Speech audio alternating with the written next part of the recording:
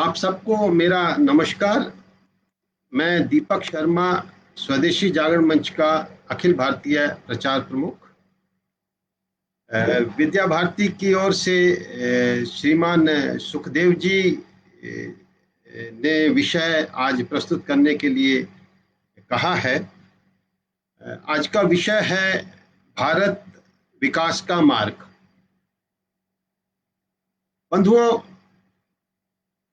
पूरी दुनिया, केवल भारत ही नहीं, पूरी दुनिया विकास के एक रास्ते की खोज में है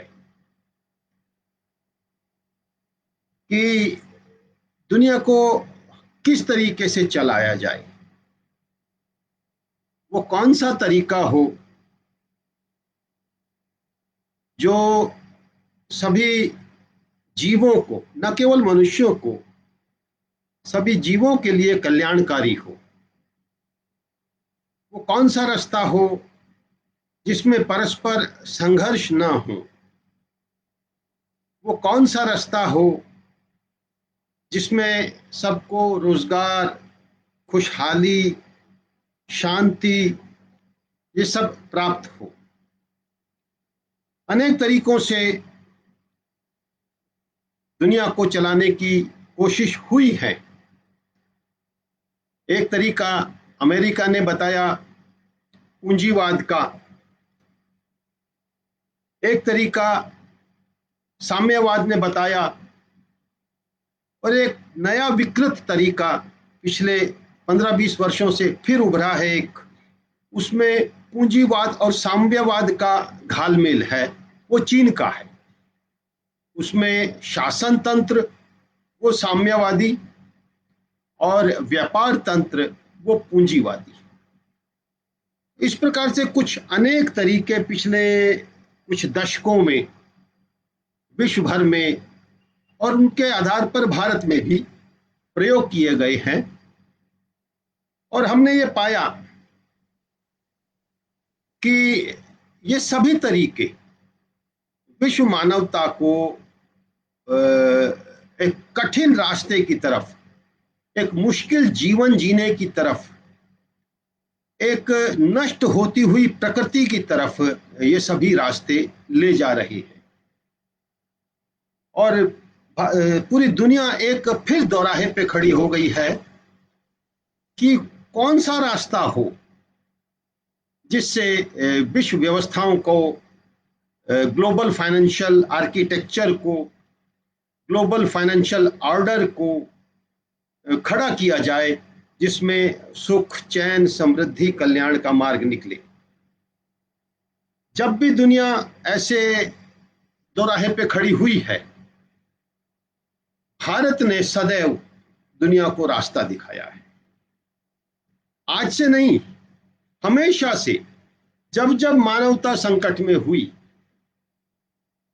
मानवता एक दोराहे पे खड़ी हुई, तो भारतीय प्रज्ञा ने न केवल भारत को बल्कि पूरी दुनिया को रास्ता दिखाया। वास्तव में दो विचारधाराओं के बीच में एक द्वंद्व चल रहा है। एक विचारधारा कहती है कि दुनिया इस तरीके से चलाई जाएगी कि जिसमें सबसे ताकतवर ही जिएगा, सर्वाइवल ऑफ द फिटेस्ट। उसमें सबसे ताकतवर के लिए, उसके बच्चों के लिए सबसे बेहतरीन स्कूल होंगे, अस्पताल होंगे, मनोरंजन के साधन होंगे, उनके लिए बेहतरीन शॉपिंग मॉल्स होंगे, उनकी कारें तेज गति से दौड़े, फार्मूला रेसिंग ट्रैक्स होंगे, वगैरह वगैरह। और दूसरी विचारधारा कहती है कि इस तरीके से दुनिया चल नहीं सकती। अगर हमें एक ऐसी व्यवस्था चाहिए जिसमें दुनिया चल सके अनंत काल तक, तो हमें फार्मूला अपनाना होगा ऐसी व्यवस्था का जिसमें सबसे कमजोर भी जिएगा, यह सुनिश्चित किया जाएगा, अर्थात सर्वाइवल ऑफ द वीकेस्ट। और जब हम सर्वाइवल ऑफ द वीकेस्ट कहते हैं तो केवल मनुष्यों के संदर्भ में ही नहीं कहते, वो चराचर जगत के जीवों के संदर्भ में भी कहते हैं चींटी भी जिएगी, मछली भी जिएगी। और उसी विचारधारा से निकलता है कि चींटी को आटा डालेंगे, मछली को आटे की गोली डालेंगे। और न केवल वो चराचर जगत के जीवों तक सीमित है, बल्कि समस्त वनस्पति तक वो विचारधारा आगे अपना विस्तार करती है। नदियां निर्मल बहेंगी, अविरल बहेंगी, वृक्ष घने होंगे, कुछ वृक्षों को तो काटा ही नहीं जाएगा। यदि किसी कारण से कुछ वृक्षों को काटना पड़ेगा तो उससे 10 गुना लगाएंगे। यहां तक कि लकड़हारा भी, जिसका काम ही वृक्ष को काटना है, वो जब वृक्ष पे चढ़ता है तो उससे पहले वृक्ष को प्रणाम करता है, उसकी वंदना करता है, तब अपना पहला पैर वृक्ष पे चढ़ने के लिए वो बढ़ाता है। तो ये जो सर्वाइवल ऑफ द वीकेस्ट की अवधारणा है, ये केवल आध्यात्मिक अवधारणा नहीं है, इसके पीछे पूरा अर्थशास्त्र है, पूरा विज्ञान है। भारत ने यही विकास का मॉडल पूरी दुनिया को दिया है, जिसे एक पंक्ति में कहा गया है, अनादि से अनंत। इस एक पंक्ति में हमारा पूरा विकास का मॉडल समाहित है। अनादि से अनंत का अर्थ यह है कि हम जब दुनिया में आते हैं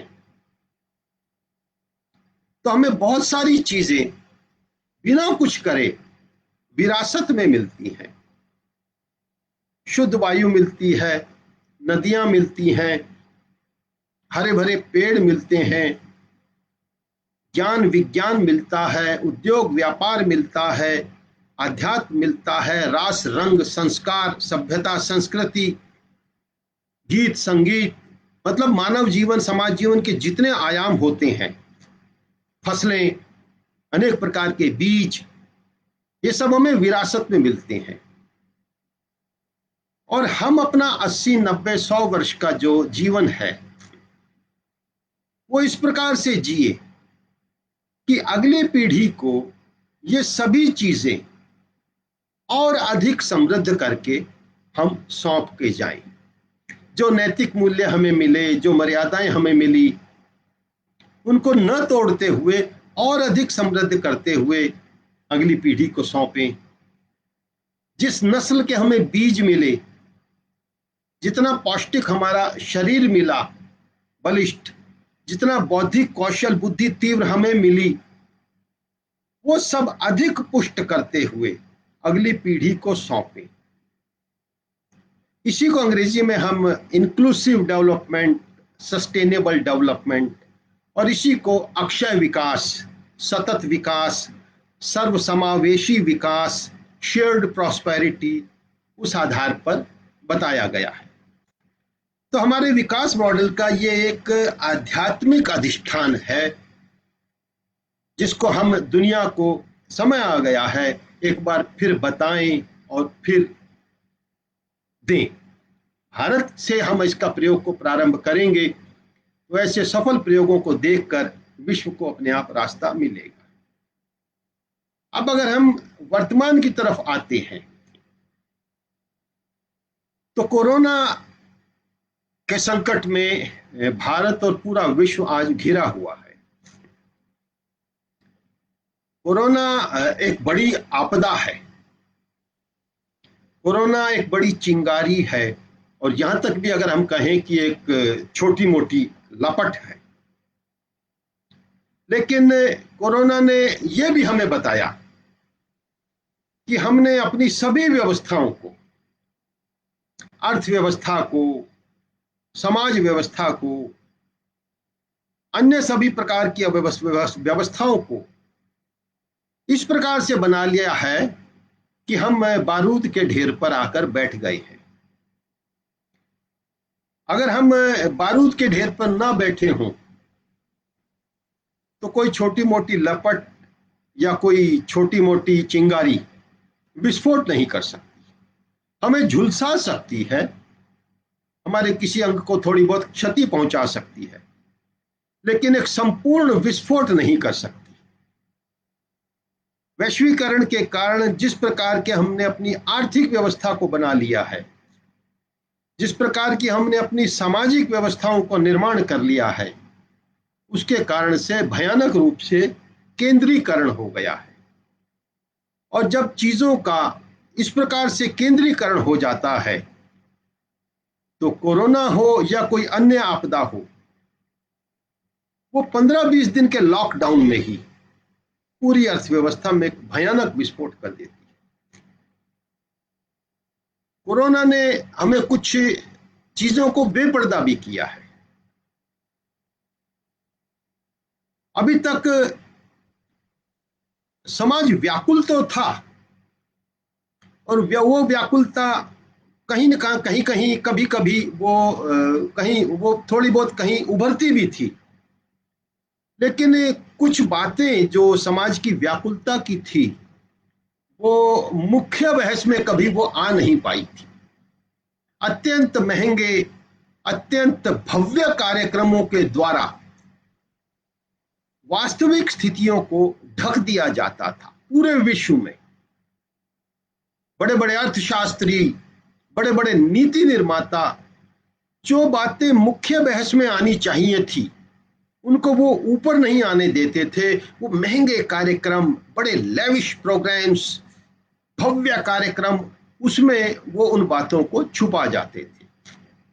कोरोना ने उन बातों को बेपर्दा किया है। ये एक उपलब्धि है कोरोना की। कहते हैं कि हर बुराई में एक अच्छाई छुपी होती है। कोरोना ने ये बताया कि हमारे अर्थशास्त्री, हमारे नीति निर्माता हमें किस कदर गुमराह कर रहे थे।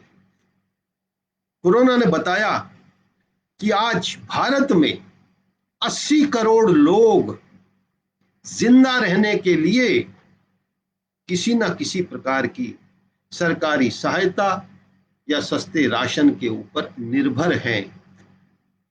मित्रों, पिछले अनेक दशकों में कभी कभी तो ये बातें आती थी, लेकिन समाज के मुख्य बहस का यह हिस्सा कभी नहीं बनी थी कि भारत के 80 करोड़ लोग इस आर्थिक व्यवस्था के कारण इस स्थिति में पहुंच गए हैं कि अगर उन्होंने जिंदा रहना है, जीवन के अन्य सुख तो भूल जाइए, बच्चों की शिक्षा तो भूल जाइए, बच्चों का इलाज तो भूल जाइए, जिंदा रहने के लिए, भोजन के लिए सरकार के सस्ते राशन पर उनको निर्भर रहना पड़ा है। यह अधिकृत आंकड़ा है। और अगर हम खाद्य मंत्री की बात पर जाएं, तो उन्होंने इस संख्या को 10 करोड़ और बढ़ाया है। उन्होंने राज्यों को कहा है, जिन लोगों के पास बीपीएल कार्ड नहीं है या किसी प्रकार का कोई दस्तावेज नहीं है, तो ऐसे 10 करोड़ लोगों के लिए भी हम आपको मुफ्त राशन देंगे।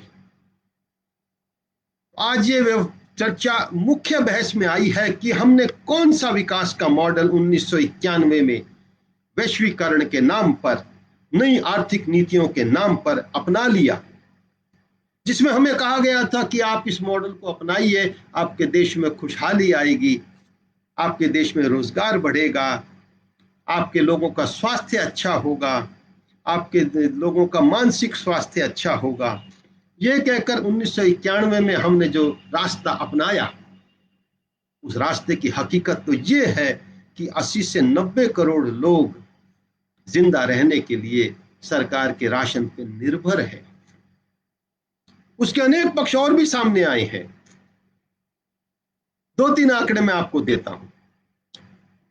1991 में अगर दुनिया में 100 महिलाएं आत्महत्या करती थी, तो भारत की महिलाओं की आत्महत्या जो करती थी, उसमें उनकी संख्या 25 होती थी।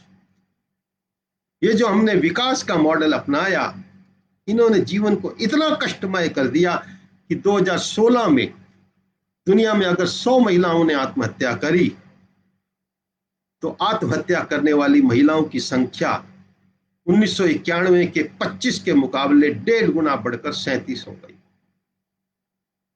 पुरुषों की संख्या 18 होती थी, वो बढ़कर 25 हो गई। इसी प्रकार अन्य क्षेत्र देखे राष्ट्र जीवन के, तो हमारा 1991 के मुकाबले में प्रदूषण बढ़ा है, हमारी नदियों का जल की गुणवत्ता घटी है, जल प्रदूषित हुआ है, हमारा वन क्षेत्र घटा है, हमारी उपजाऊ भूमि वो नष्ट हुई है, बंजरीकरण की तरफ बढ़ी है, हमारे बीजों की गुणवत्ता घटी है, फसलों की जो पौष्टिकता उन बीजों में होती थी वो घटी है, वो नष्ट हुई है, हमारे संस्कार घटे हैं। 1991 में लिव इन रिलेशनशिप नहीं होता था, एलजीबीटी नहीं होते थे, आज लिव इन को भी मान्यता है, एलजीबीटी को भी मान्यता है। हमने अपना स्वास्थ्य खोया है, 25% बालिग आबादी शुगर की, बीपी की मरीज हो गई है। भारत विश्व की डायबिटिक कैपिटल बन गया है, किडनी कैंसर, लीवर घर घर का रोग हो गए हैं। तो बंधुओं, कहने का मतलब ये कि जो विकास मॉडल हमने अपनाया है वो मनुष्य के स्वास्थ्य से लेकर, सभ्यता संस्कृति से लेकर, देश की अर्थव्यवस्था से लेकर, 1991 में डॉलर 18 रुपए था, आज 77 रुपए है। 1991 में भारत का विदेश व्यापार घाटा 2.8 अरब डॉलर था, आज 200 अरब डॉलर से ज्यादा है। पिछले 2 वर्ष पहले, पिछले 20-25 वर्षों की सर्वाधिक बेरोजगारी भारत में रही थी और कोरोना के उपरांत वो और बढ़े। कहने का मतलब मनुष्य के स्वास्थ्य से लेकर, उसकी सुख चैन से लेकर, देश की आर्थिक व्यवस्था से लेकर, एक राष्ट्र के वन, नदी, जंगल, भूमि, ये प्राकृतिक संसाधनों से लेकर अगर हम देखें तो इस व्यवस्था ने हमें बहुत आघात, बहुत नुकसान पहुंचाया है। ये चलने वाली नहीं है, ये इस प्रकार से और कितने वर्ष चलेगी। ये संपूर्ण मानवता और इस पूरे ग्रह को, पृथ्वी ग्रह को नष्ट करने वाला विकास का मॉडल है। ऐसे में समय फिर ये बात आती है कि आगे का रास्ता क्या हो। जैसे मैंने शुरू में कहा कि पूरी दुनिया एक रास्ते की खोज में है, तो भविष्य का रास्ता क्या हो। बंधुओं, हमें अपनी ताकत को पहचानना पड़ेगा। विदेश की नकल करके हम कुछ पाएंगे तो नहीं, बल्कि जो कुछ अपने पास है बचा खुचा उसको भी खो देंगे। विदेश की ताकत है पूंजी, विकसित देशों की ताकत है कैपिटल। उसकी नकल अगर हम करेंगे तो वो हमें अपना रास्ता बदलना पड़ेगा। पूंजी और टेक्नोलॉजी, ये हमारी जरूरत तो है, लेकिन ये हमारी ताकत नहीं है। इन दोनों के बिना व्यक्ति जिंदा रह सकता है, लेकिन जो ताकत हमारी है उसके बिना व्यक्ति जिंदा नहीं रह सकता। हमें अपनी उस ताकत को पहचानना पड़ेगा। वो ताकत क्या है? वो ताकत है हमारे परिवार, वो ताकत है हमारी सभ्यता संस्कृति, और वो ताकत है हमारे गांव और कृषि योग्य जमीन। इस हमारी इन सभी ताकतों को हमारी खिल्ली कहकर, उड़ाकर कमजोर किया गया है। हमारे परिवारों को तोड़ने की कोशिश हुई, हमारी संस्कृति को अपसंस्कृति के फैलाव से नष्ट करने की कोशिश हुई, जिसके कारण जहां 1991 में 1 तलाक होता था, आज तलाक 18 गुना बढ़ गई है। तो हमारे परिवार तोड़ने की कोशिश हुई, हमारी संस्कृति को नष्ट करने की कोशिश हुई, हमारे गांवों को उजाड़ने की कोशिश हुई, और हमारी खेती को नष्ट करने की कोशिश हुई, हमारे मवेशियों को खेती से हटाने की कोशिश हुई। हमें अपनी शक्ति को पहचानना पड़ेगा और इसको दोबारा जिंदा करना पड़ेगा। मेरी इस बात के समर्थन में मैं कुछ वैज्ञानिक तर्क आर्थिक तथ्य आपके सामने प्रस्तुत करना चाहता हूं। बंधुओं, पूरी दुनिया में अगर 100 रुपया जमीन है तो भारत के पास सिर्फ 2 रुपया जमीन है। अमेरिका हमसे कई गुना बड़ा है, आबादी में कई गुना कम है। अमेरिका की अगर हम अर्थव्यवस्था देखें तो 21 ट्रिलियन डॉलर की है। हमारी अर्थव्यवस्था 2.5-3 ट्रिलियन डॉलर की है।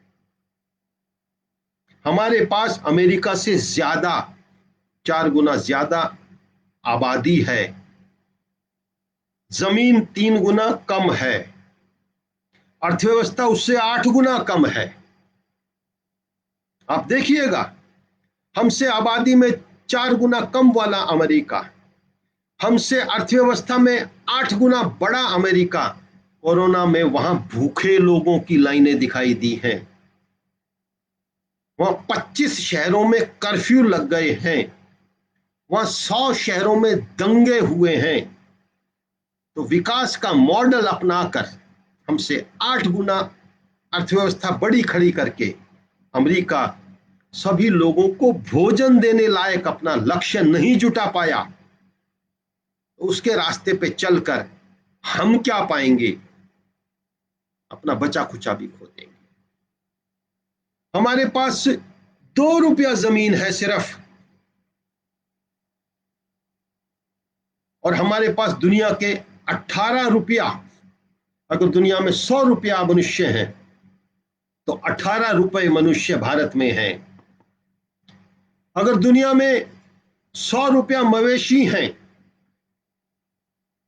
तो भारत का लाइव स्टॉक सेंसस 2011 के अनुसार भारत में 20 रुपया मवेशी भारत में है। उसमें से 19 करोड़ 10 लाख गाय हैं, 10 करोड़ 80 लाख भैंस है, बाकी अन्य मवेशी है। आप देखिएगा कि 2 रुपया जमीन है हमारे पास। उस 2 रुपया जमीन में 1 रुपया जमीन खेती के लायक है। लेकिन आप कमाल देखिएगा, यह जमीन अमेरिका की कुल खेती लायक जमीन से, चीन उसकी कुल खेती लायक जमीन से, प्रतिशत की बात नहीं कर रहा हूं मैं फिजिकल पैमाइश की बात कर रहा हूं। भारत की कृषि योग्य जमीन इन दोनों से ज्यादा है। भारत की लगभग 56% भूमि शस्य श्यामलाम सुजलाम सुफलाम मलयज शीतलम है। ऐसे नहीं कहा गया भारत को कि यहां बड़े भाग्य से जन्म मिलता है, हिमालय जिसका किरीट है, सागर जिसके पैर पखारता है। वो देश हमसे बड़े हैं, लेकिन उनके पास कृषि योग्य भूमि, उपजाऊ मिट्टी, जलवायु क्षेत्र, बीजों की विविधता हमारे से कम है। 10-12% से अधिक इन दोनों देशों में कृषि योग्य भूमि है ही नहीं, बाकी बंजर पड़ी है। तो ये भूमि हमारी ताकत है। 64 प्रकार की मिट्टी दुनिया में पाई जाती है, उसमें से 46 प्रकार की मिट्टी भारत में पाई जाती है। चिकनी मिट्टी, दोमट मिट्टी, काली मिट्टी, बलुआ मिट्टी, अनेक प्रकार की मिट्टियां। विश्व में जितनी जैव विविधता है, सर्वाधिक जैव विविधता भारत में पाई जाती है। तिल भी उगता है, ताड़ भी उगता है, रस से भरा हुआ तरबूज भी उगता है, खट्टी इमली भी उगती है, बकबका चीना भी उगता है, चरचरी अदरक भी उगती है, तीखी मिर्च भी उगती है।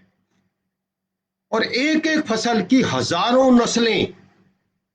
बैंगन है तो 3000 प्रकार का, आम है तो चौसा है, लंगड़ा है, दशहरी है, अल्फांसो है, तोता है। 127 प्रकार के भारत में जलवायु क्षेत्र हैं, कृषि जलवायु क्षेत्र, एग्रोक्लाइमेटिक जोन्स। एक ही समय में +50 डिग्री टेम्परेचर भी भारत में होता है एक स्थान पर, ठीक उसी समय दूसरे स्थान पर -50 डिग्री भी टेम्परेचर होता है। उसी समय एक ही स्थान पर उड़ीसा में 80 से 90% ह्यूमिडिटी के एरिया हैं, पसीना सूखता ही नहीं है। और उसी भारत में उसी समय राजस्थान में इतनी बड़ी पगड़ी सिर पे लगानी पड़ती है, शरीर का पानी ना सूख जाए। कहने का मतलब इतने अधिक एग्रोक्लाइमेटिक जोन्स, बीजों की इतनी विविधता, ऋतुओं की इतनी विविधता, मिट्टी की इतनी विविधता, इसके कारण से हमारी गायों की इतनी विविधता, 29 प्रकार की हमारी गायों की नस्लें हैं। नागौरी है, गिर है, साहिवाल है, जिनका चप्पे चप्पे पे बिखरा हुआ गोबर वास्तव में वो मिट्टी के लिए सोना है। इन सब का हम ठीक से नियोजन कर लें, गांव की मानव संसाधन, शहरों से जो लौटे हुए श्रमिक हैं, जो अपने साथ वापस लौटते समय कोरोना में अनेक प्रकार का औद्योगिक कौशल, अनेक प्रकार का व्यवसायिक कौशल, अनेक प्रकार की व्यापार की चतुराइयां सीख कर वापिस गए हैं, और वो शहरों से कुछ खट्टे मीठे अनुभव भी लेके गए हैं।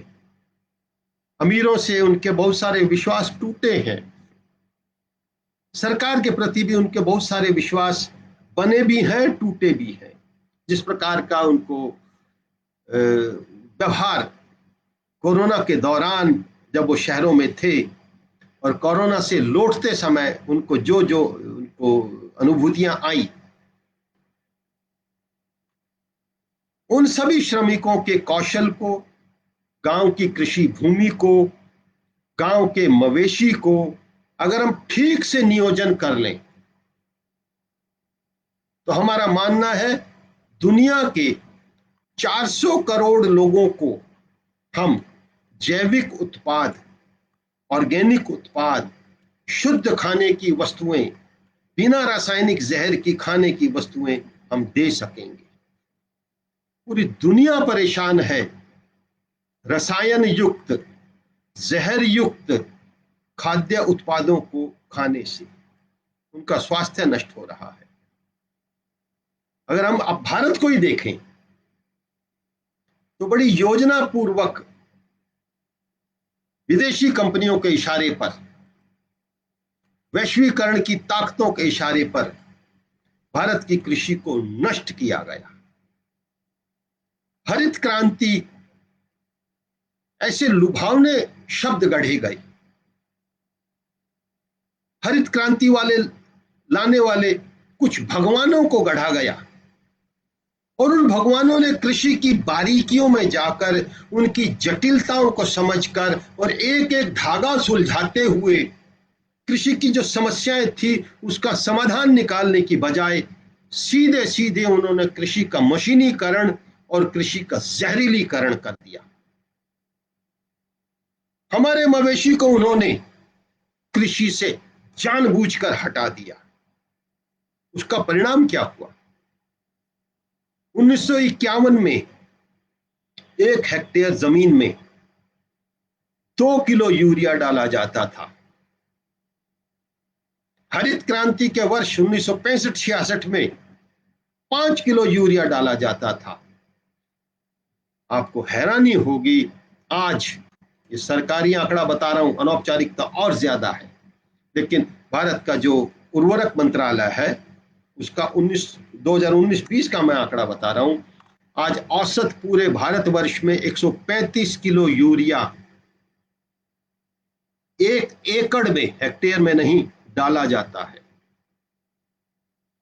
कुछ जिलों में 400 किलो तक यूरिया और कीटनाशक और अन्य रसायन 400 किलो तक 1 एकड़ में डाला जाता है। ये सरकारी आंकड़ा है जो कि स्वयं उर्वरक सचिव ने बताया है। पिछले वर्ष भारत में 5300 करोड़ किलोग्राम रासायनिक जहर और कीटनाशक छिड़के गए हैं। भारत की जनता में अगर हर आदमी पर उसको बांट दें तो हर आदमी ने 4 किलो रासायनिक जहर हर महीने हर आदमी ने खाया है, जिसके कारण क्या हो रहा है, जो मैंने आपको पहले बताया, 25% बालिग आबादी यानी 20 करोड़ लोग, 25 करोड़ लोग, 20% बालिग आबादी, क्षमा करें, 20% बालिग आबादी यानी 25 करोड़ लोग ब्लड प्रेशर के मरीज हो गए हैं।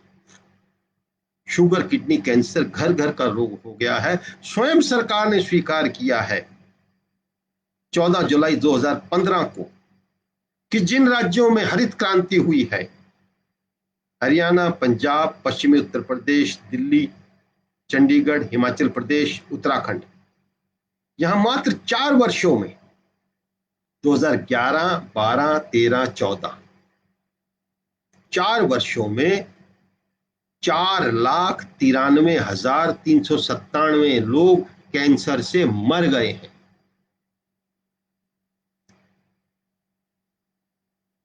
ये रसायन वाली खेती कई गुना अधिक जल पीती है। नासा की सैटेलाइट इमेजिंग ने बताया है, जहां हरित क्रांति हुई है उत्तर भारत में, वहां मात्र 2002 से लेकर 2008 तक 109 क्यूबिक किलोमीटर भूमिगत जल गायब हो गया है। पंजाब में लगभग 48 लाख ट्यूबवेल हैं। देश के 283 जिले डार्क जोन में चले गए हैं।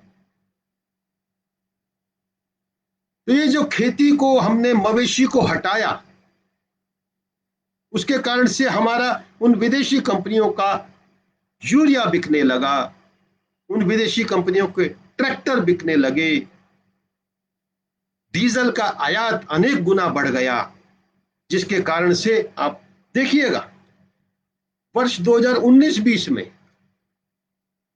एक और हम मवेशी को हटाते हैं, खेत को उसके गोबर से वंचित करते हैं, तो दूसरी तरफ उसमें जो यूरिया डलता है, उस यूरिया कंपनी को भारत सरकार ने 2019-20 में 80,000 करोड़ रुपए की सब्सिडी दी है। 30 से 35-40 हजार करोड़ का हम विदेशों से आयात करते हैं। तो अगर हम अपनी कृषि को ठीक से नियोजित करते हैं, उसमें हम अपने मवेशी को पुनर्प्रतिस्थापित करते हैं, हम मवेशी को केवल मांस का जरिया नहीं बनाते हैं।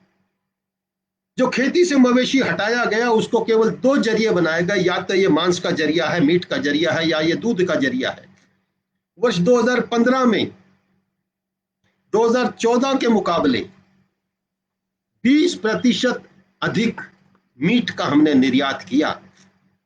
24 लाख टन हमने मांस, मीट का निर्यात किया और विश्व के सबसे बड़े मांस निर्यातक देश हम बन गए। हमें अपने मवेशी को वापस कृषि में पुनर्स्थापित करना होगा, तब हमें ध्यान में आएगा कि दूध तो उसका उप उत्पाद है, उसका गोबर हमें 80,000 करोड़ रुपए की सब्सिडी के अपव्यय से बचाएगा, उसकी खाद हमें विदेशों से आयात होने वाले कीटनाशकों के आयात के खर्चे से बचाएगी, नर मवेशी की शक्ति हमें कृषि यंत्रीकरण से मुक्ति दिलाएगी, अरबों रुपए के डीजल आयात से बचाएगी, और न केवल डीजल आयात से बचाएगी, किसान की कृषि लागत को कम करेगी। किसान की कृषि, अनेक प्रयोग ऐसे हो रहे हैं, शून्य बजट प्राकृतिक खेती, जीरो बजट ऑर्गेनिक फार्मिंग। हमारा ये मानना है कि हमें पुनर्विचार करना पड़ेगा, भारत की ताकत को पहचानना पड़ेगा। हमारा कैपिटल हमारी ताकत नहीं है, टेक्नोलॉजी हमारी ताकत नहीं है, ये दोनों हमारी जरूरत है। हम अपनी ताकत को पहचाने और उसके आधार पर वो चीज हम दुनिया को दें, बदले में बराबरी के साथ सौदा करते हुए हम उनसे टेक्नोलॉजी और कैपिटल लें। और ये तभी संभव है जब हम कृषि को पुनर्स्थापित करेंगे। अब ये कैसे होगा? Socio economic caste census Bharat सरकार का जो एक रिपोर्ट है, जो कि जुलाई 2015 में प्रकाशित हुई थी, उसने ये बताया था कि लगातार 70 वर्षों से सभी सरकारों ने जो कोशिश करी कि गांवों से लोगों को शहरों की तरफ धकेलो तभी विकास होगा। अगर लोग नहीं आते हैं तो गांवों में सड़कें मत दो, बिजली मत दो, पानी मत दो, स्कूल मत दो, अस्पताल मत दो, यहां तक कि वहां का रोजगार नष्ट कर दो। लोग झग मार के शहरों की तरफ जाएंगे, भले ही वहां स्लम बस्ती में रहें, भले ही वहां वो झुग्गियों में रहें, भले ही वहां वो रैन बसेरों में रहे, भले ही वहां फुटपाथ में रहे, लेकिन हमने अर्बनाइजेशन करना है, हमने शहरीकरण करना है। चाहे वो नारकीय शहरीकरण हो। दिल्ली में अनेक स्थानों पे नालों में लोगों ने झुग्गी बना रखी है, नालों के भीतर।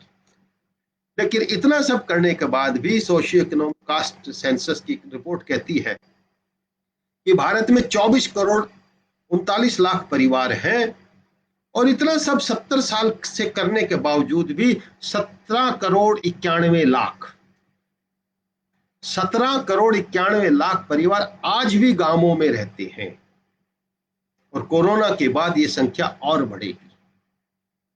तो जब 24 करोड़ 39 लाख परिवारों में से 18 करोड़ परिवार तो पहले से ही गांवों में रहते हैं, और कोरोना के बाद वो लगभग 20 करोड़ हो जाएंगे, तो फिर शहरों में हम विकास कहां ढूंढ रहे हैं? भारत तो गांव में बसता है।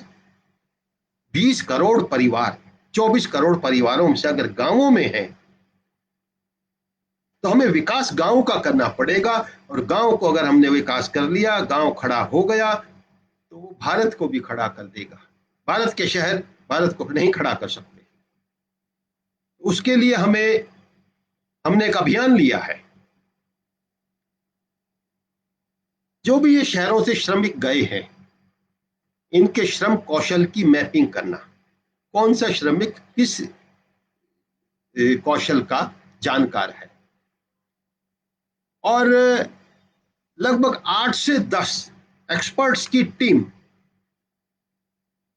जो खेती को ऑर्गेनिक कर सके। एक ऐसा विशेषज्ञ, तीसरे वर्ष में रासायनिक खेती जो है उसको हम ऑर्गेनिक खेती में कन्वर्ट कर सकते हैं। दूसरा विशेषज्ञ, उस ऑर्गेनिक खेती को फिर प्रोसेस कैसे किया जाए, मतलब उसका गेहूं है तो उसका आटा कैसे बनाया जाए, टमाटर है तो चटनी कैसे बनाई जाए, तो उसकी एग्री प्रोसेसिंग यूनिट्स गांवों में ही लगे। तीसरा एक्सपर्ट, उसके जितने भी विश्व मानक हैं शुद्धता के, गुणवत्ता के, वो क्या क्या है, उनको वो विशेषज्ञ उनको वहां लागू करवाए।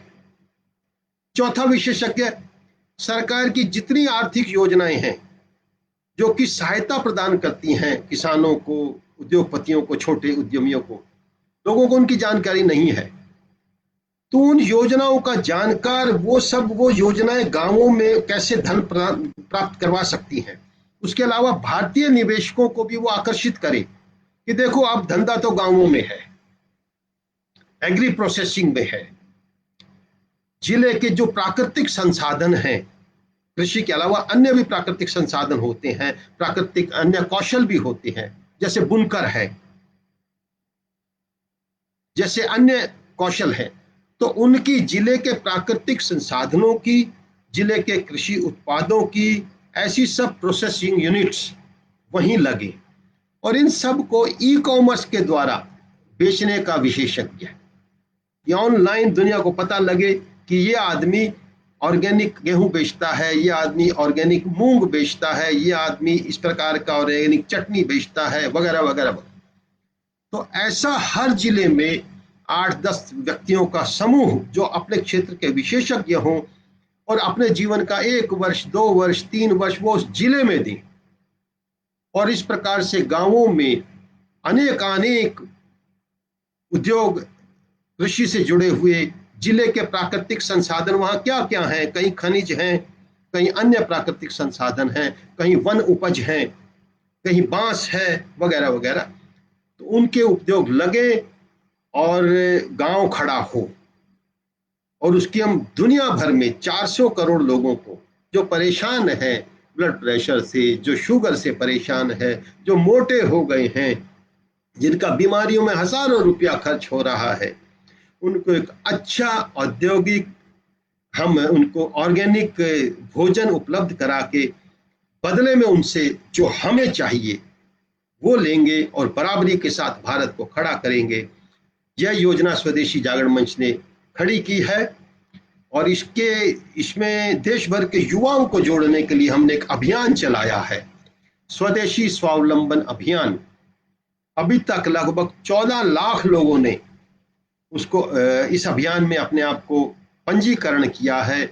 40,000 से अधिक युवाओं ने ये कहा है हम अपना समय देकर, कोई कम देगा कोई ज्यादा देगा, गांवों को खड़ा करने में अपना बुद्धि कौशल परिश्रम योग्यता वो हम कंट्रीब्यूट करेंगे और भारत के नव निर्माण में हम एक बार फिर अपना योगदान देंगे। तो मैं भी आपसे आह्वान करूंगा, इस कार्यक्रम के बाद श्रीमान सुखदेव जी विद्या भारती का जो प्रचार विभाग का काम देखते हैं पंजाब में, उनसे आप जरूर संपर्क करें और स्वदेशी स्वावलंबन अभियान जो कि भारत के पुनर्निर्माण का, मैं जिम्मेदारी से इस शब्द का प्रयोग कर रहा हूं, भारत के पुनर्निर्माण का यह जो अभियान है स्वदेशी स्वावलंबन अभियान, इसमें आप जुड़ें, इसको आप समझें और आप जितना संभव हो पाए अपना योगदान करें। इसके लिए आप joinswadeshi.com, इस कार्यक्रम के बाद यदि आप मोबाइल पे दबाएंगे ज्वाइन JOIN स्वदेशी.com, ये लिंक अगर दबाएंगे तो उस पर सारा विवरण आ जाएगा और श्रीमान सुखदेव जी से भी आप संपर्क कर सकते हैं। अधिक से अधिक कार्यकर्ता इसमें जुड़े इसी आह्वान के साथ और हम एक बार भारत को पुनः इस संकट के मार्ग से हम निकाल पाने में सफल होंगे और विश्व को भी मार्ग दिखा पाएंगे। इसी बात के साथ मैं अपनी वाणी को विराम देता हूं। आपने मेरी बात को ध्यान से सुना, आपका बहुत बहुत धन्यवाद। नमस्कार।